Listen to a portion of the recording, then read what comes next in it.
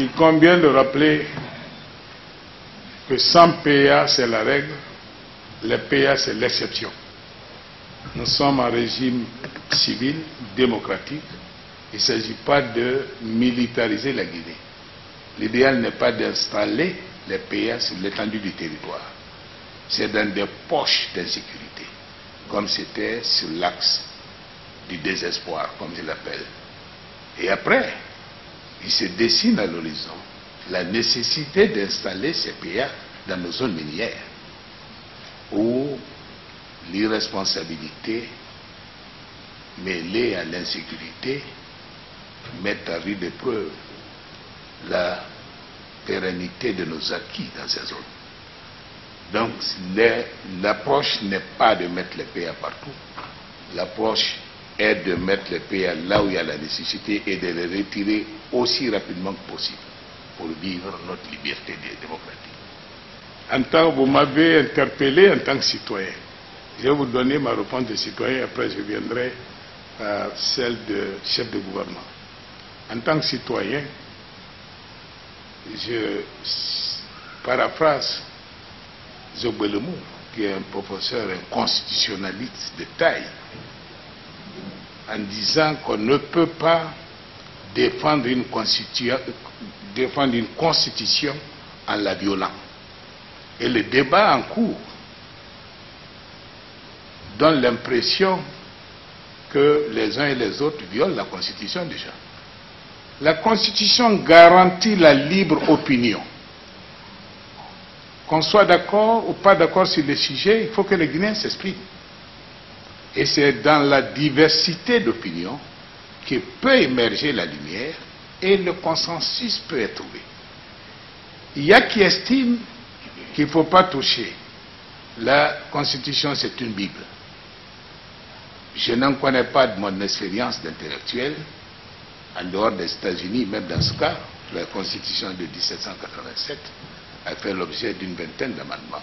Sinon, les constitutions changent au rythme des mutations sociales.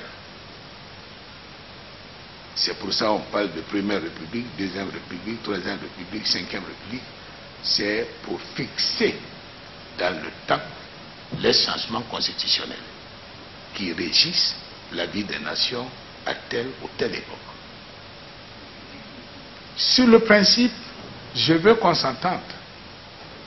Et je veux dire, en tant que citoyen, j'ai posé, il m'est arrivé de poser la question, pas plus tard que la semaine dernière, au gouvernement, individuellement, en invitant chaque ministre de se prononcer sur le principe ou non d'une nouvelle constitution. À la sortie d'ici, vous pouvez interroger les uns et les autres. La réponse est unanime. Il n'y a pas de doute. Pourquoi? Parce que laissons la question de légitimité ou d'illégalité de la Constitution existante, qui n'a pas fait l'objet du temps de suffrage universel. Mais il y a beaucoup de dispositions, même dans mes fonctions actuelles. Il y a une confusion. Relisez les dispositions relatives à la fonction présidentielle telle que définit la Constitution, dans la Constitution, et celle du Premier ministre. Ce n'est pas précis. Il faut préciser. Nous avons une Constitution qui consacre une douzaine d'institutions républicaines, dont le fonctionnement en termes de coûts est très lourd pour les jeunes démocraties que nous sommes. Certains pays ont changé de constitution pour cette raison seule. Nous avons une constitution qui fait renoncer la Guinée à ses marques habituelles, historiques, de panafricaniste. La constitution, les deux premières constitutions républicaines, celle de 58 et celle de 82, consacrent le panafricanisme de la Guinée.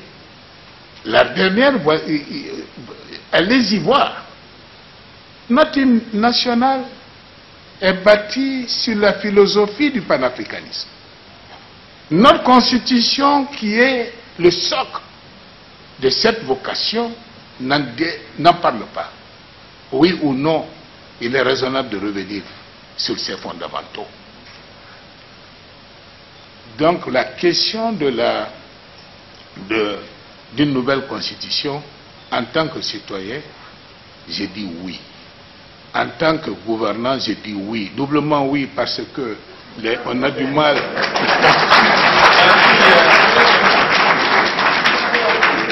N'est-ce pas? Et la démocratie, c'est aussi le respect de l'opinion différente de l'autre. Mon appel aux Guinéens, c'est qu'on se respecte les uns les autres. C'est cela la démocratie, qu'on se respecte dans notre diversité d'opinion.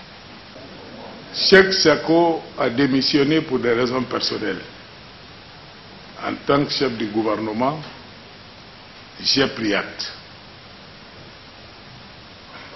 Quant à savoir si il y a d'autres membres du gouvernement, je ne suis pas au courant, en toute honnêteté. Je ne suis pas au courant. Si c'est le cas, vous serez avisé.